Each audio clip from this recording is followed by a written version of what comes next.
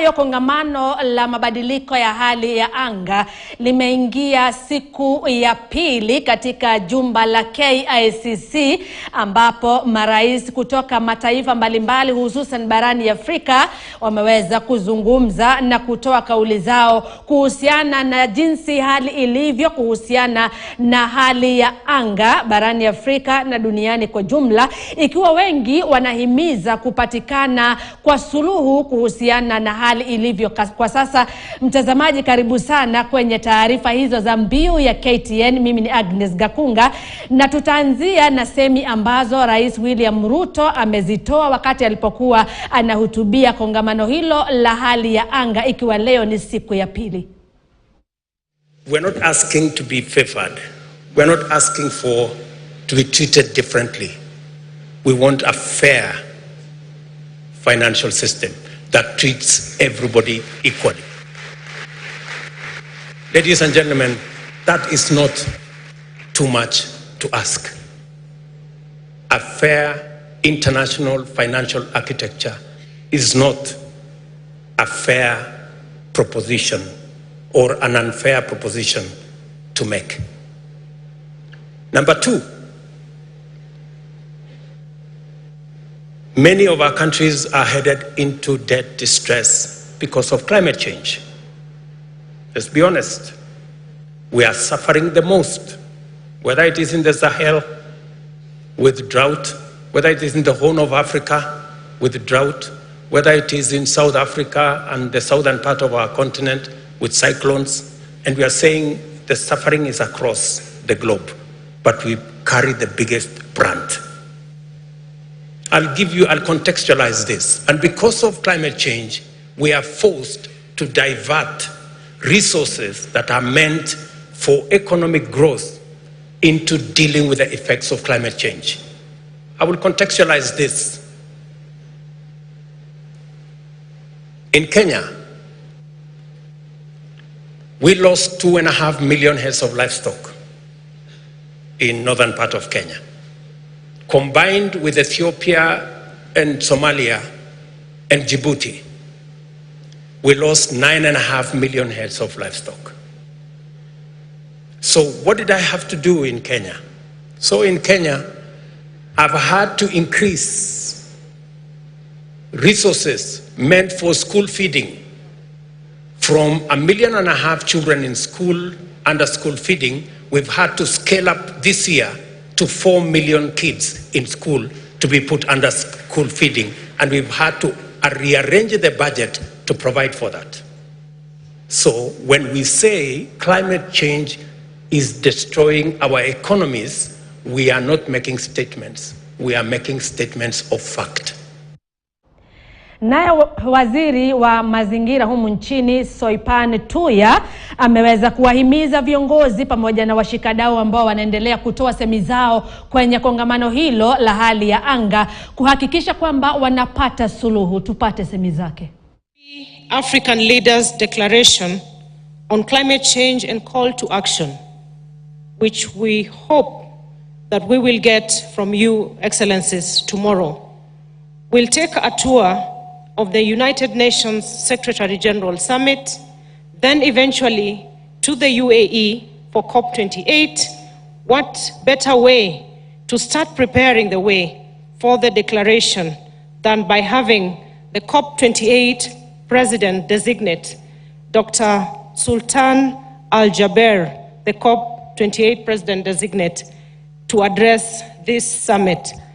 Dr. Al-Jaber is the Minister of Industry and Advanced Technology of the United Arab Emirates. Welcome, Your Excellency. Na mtazamaji, kwa sasa tupate semi za rais wa Jumuiya ya bara la Afrika ambaye pia ametoa hisia zake kwenye kongamano hilo. We see what our planet has been undergoing. We have seen devastating effect on our societies, on our economies, on our ecosystem, on our diversity in general. According to the intergovernmental experts working on climate, the world temperature is increasing. It has been increasing since 1919, and we cannot say that this is negligence, but it is the fact that we are not taking into account on this problem, and also the weak action in order to fight this effect. Therefore, we need to intensify our actions because of the effects which are dramatic on our continent. Even if we are only responsible for only less than 4% for greenhouse emission, the island states like the Comoro Union, we are experiencing this, and we are not well equipped in order to fight all this. Despite all these challenges, Africa should go ahead and carry out its ambitions as Na mtazamaji, kwa hivi sasa kongamano hilo limechukua pumziko fupi, na punde tu atakaporejea wale viongozi pamoja na washikadau wengine tutakuwa tunakuletea matukio mbashara. Kwingineko, idadi ya watoto ambao wameathirika na kulazimika kuhama makwao kutokana na mabadiliko ya hali ya anga iliongezeka mara 7 kufikia mwaka uliopita humu nchini. Haya ni kwa mujibu wa shirika linalojihusisha na masuala ya haki za watoto la Save the Children. Kulingana na takwimu kutoka kwa kituo cha kudadisi majanga, takriban watoto 1187 walifurushwa makwao humu nchini kufikia mwishoni mwa mwaka jana kutokana na athari za mabadiliko ya hali ya anga. Idadi hiyo ikiwa ni kubwa mno ikilinganishwa na watoto 27,000 walioathirika kutokana na athari kama hizo mwaka 2021.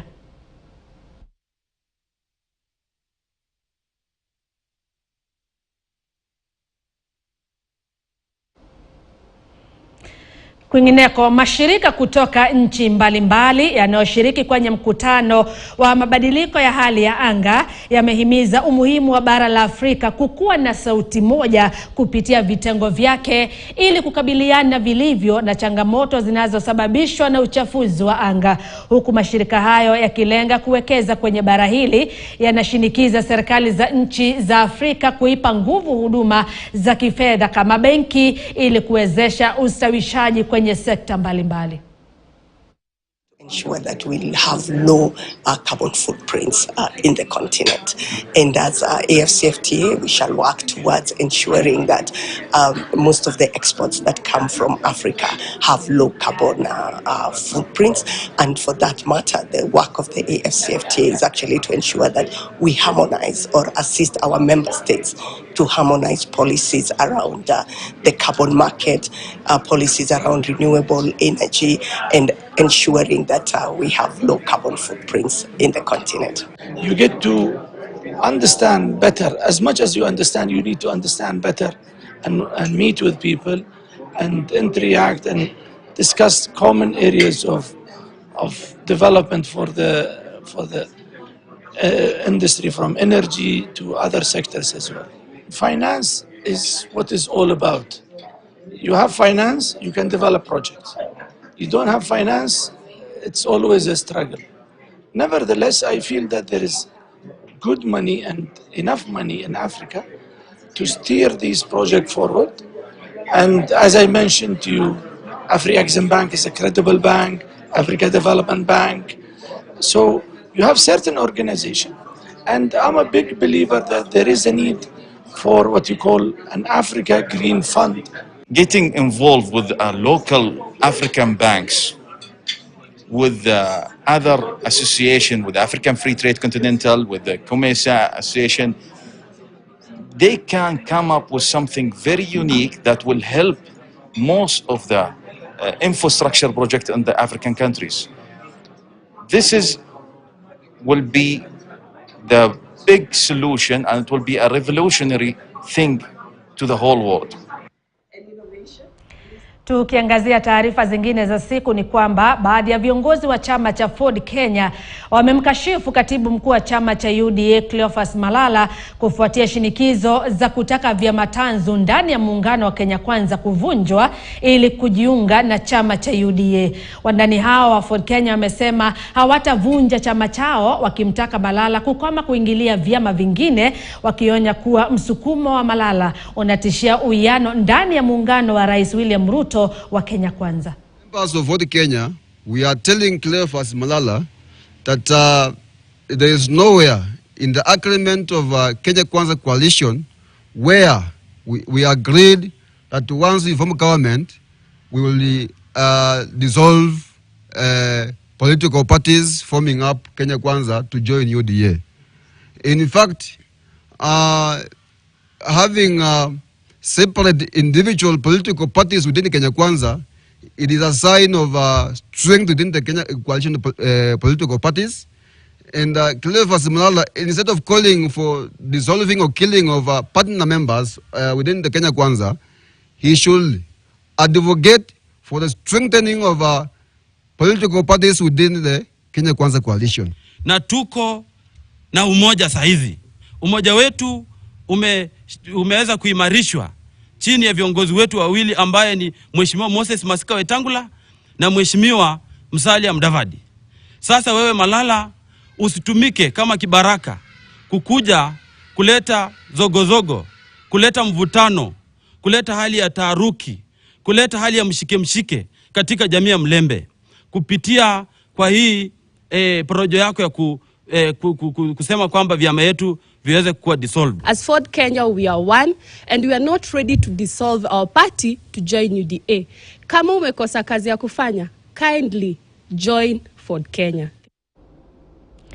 Na bado tukirejelea swala ama taarifa kuhusiana na kongamano la hali ya anga ni kwamba swala la usajili wa watu waliotaka kuingia katika jumba la KICC kuhudhuria na kushiriki mazungumzo yanayoendelea kuhusiana na hali ya anga ni swala ambalo limekumbwa na utata kuanzia hapo jana. Foleni zimekuwa ni ndefu na hii leo bado wale ambao baadhi yao wana cheti cha kuonyesha kwamba wameweza kujisajili walijipata wakifungiwa nje na kutoruhusiwa kuingia ndani ya jumba katika jumba la KICC. Na mwenzangu Suleimani Yeri amefuatilia swala hilo na kuandaa taarifa ifuatayo. Bila shaka ni siku ya pili ya kongamano la Africa Climate Summit ambapo usalama umeimarishwa maradufu. Kabla uingie katika ukumbi mkuu ambao upo hapa nyuma hivi, unahitajika kupita takriban vizuizi viwili, ambapo vizuizi viwili hivyo vinaanzia huko mbele, ambapo unahitajika kwanza uweze kueleza kuonesha baji yako ile ambayo inafanyiwa scanning baji yako. Alafu ukishafanyiwa scanning baji yako, unapita unakuja hadi katika kizuizi hiki cha pili ambacho kiko hapa mbele.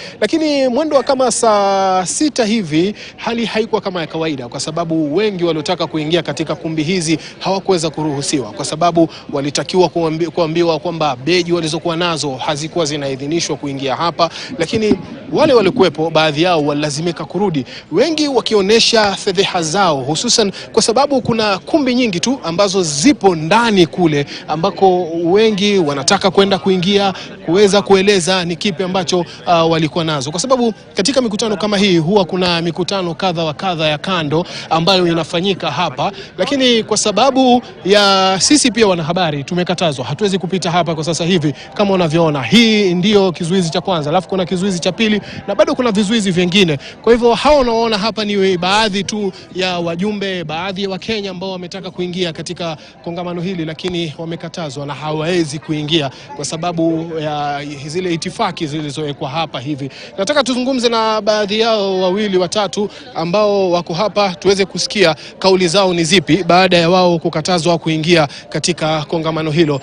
Ndugu yangu, vipi hali? Kwa sababu ni kitu ambacho kinaonesha kwamba hakuja kuwa na mpangilio mzuri kwa wale ambao wametaka kuhudhuria baadhi ya mikutano ambayo imeandaliwa kwa ajili yao. Ndugu yangu, karibu sana. Jina lako ni nani? Kwa majina naitwa Brian Omenyi, nafanya na shirika la Sustainable Energy Access Forum Kenya. Hali imekuwaje ukitaka kuingia katika vizuizi hivi?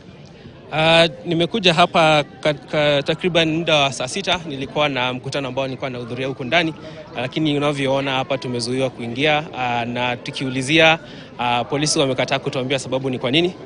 Na hii inatuhuzunisha sana, maanake sisi kama wanaohudhuria hili kongamano ni la muhimu sana kwetu. So wakati mtu kuna side event ambayo unafaa kuhudhuria, wengine pia ni speakers, na unakatazwa kuingia, hiyo inamaanisha kwamba sisi kama ambao tumekuja hii event tunanyimwa ile ruhusa ambayo haswa imetufanya sisi tuweze kukuja hapa. Wengi wetu tulifanya applications, tumeona vile process imekuwa watu kupata badges za kuweza kuingia hapa, imekuwa kazi ngumu. Na tena wakati tumepata hizi badges tumeweza kuingia hapa, tunazuiwa kuhudhuria. Tunadhania ni kwa sababu marais wengi wako hapa ndani, lakini hatuoni kama hiyo ni sababu kuu ya ambao wanaweza kutuzuia kuingia hapa, kwa sababu rais wanajadili mambo ambayo yanatuhusu sisi kama wananchi. Kwa hivyo wakati wanatunyima ruhusa ya sisi kuingia hapa ndani, basi hatuoni kama zile yale mambo ambayo yanaongelelea hapa ndani kweli yanatuhusu, kwa sababu kama wanatunyima nafasi ya kuhudhuria, basi tunaona hii ni kunyanyaswa katika nchi yetu ya Kenya, na hatuonelei kama hii ni vema. Unadhani kwamba kauli zile ambazo mlikuwa mnataka kuzisema hapa zitaweza kusikizwa ikiwa tayari mumeonekana kwamba mumezuiliwa kuingia katika baadhi ya mikutano kwa sababu ya zile sheria zilizowekwa hapa? Tunaeleza zitakuwa ngumu, manake kama wanafanya zile mikutano zao katika enclosed doors, tutaweza kupata tu yale majadiliano ambayo ni resolutions ambazo waliweza kudiscuss. Wakati wanaweka event inakuwa at a high level, basi inapoteza ile umuhimu wake wa kuhusisha kila mtu. Manake watu wamesafiri, si wa Kenya pekee ambao wamekwama hapa. Kuna watu wametoka nchi tofauti ambao wako hapa wamekatazwa kuingia. Kwa hivyo mtu anajiuliza, mbona nilitumia muda wangu, nauli yangu kusafiri kufika hapa, alafu niweze kukatazwa kuingia katika Kongamano?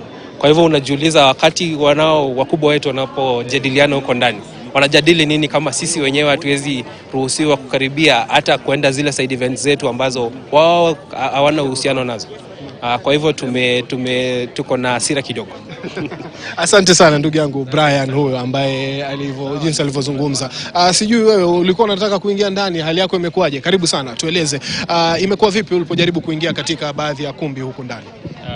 Jina langu ni Boniface Monene, mwanzilishi wa kikundi ambacho kinaitwa Tukuze Afrika. Ni kikundi ambacho kinahusisha wanafunzi wa chuo kikuu katika somo la STEM, Science, Technology, Engineering, Mathematics, na environment is part of STEM education. Lakini wakati ambapo tulijaribu kuingia katika ule ukumbi ambapo marais wako, na nadhani ndo ule ukumbi ambao uko na umuhimu na hoja muhimu sana katika hili kongamano, tumekatazwa kuingia. Unapata baadhi ya watu kuna wanakubaliwa kuingia, wengine wanaambiwa wasiingie. Labda wewe ulipokatazwa kuingia uliarifiwa nini hasa? Kwa nini umeambiwa wewe huwezi ingia kwa sababu hii kwa wakati huu? Kwa wakati wa kwanza kabla ianze tulikuwa tunaruhusiwa kuingia, lakini tukaambiwa kuna badge, special badge ambayo watu wamepewa ambao wanafaa kuingia nayo kule. So delegates wenye ni VIP ndio pekee yao ambao wameambiwa waingie kule. Kwa hivyo kama wewe si mtu mashuhuri, unadhani hoja zako kama kijana ambaye unafanya masuala ya sayansi yatasikizwa baada ya mkutano hii? Hautasikizwa, manake wale hawako katika ground, na unaambiwa kwa ground vitu ni different. Kwa hivyo hawawezi kutoa zile hoja. Pale wanaenda kusign vitu, lakini at the end of the day utapata a lot of things hazitakuwa catered, zenye zina adhiri wananchi wa chini. Asante sana Boniface.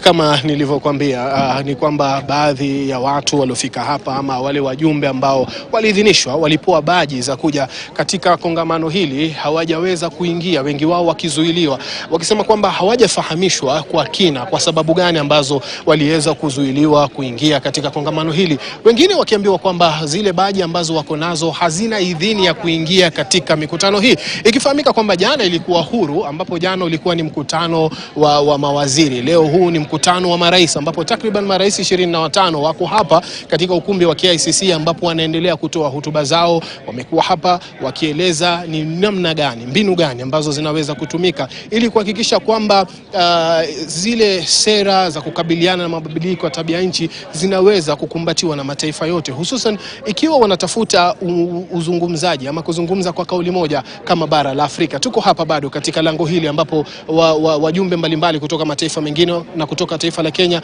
wanajaribu kuingia. Tutakuwa tukizungumza nao kuweza kusikia ni kipi kile ambacho kinaendelea hapa ili tuweze kufahamu kwa nini labda wamezuiliwa kuingia katika mkutano huu na hisia zao ni zipi. Hususan kuna wale ambao wametoka mataifa ya mbali zaidi kuja kuhudhuria kongamano hili la bara ya Afrika wakitaka kuwa katikati ya mazungumzo haya, kuwa katikati ya kupeana kauli zao. How are you, sir? Not speak English. Okay, thank you. How are you, sir?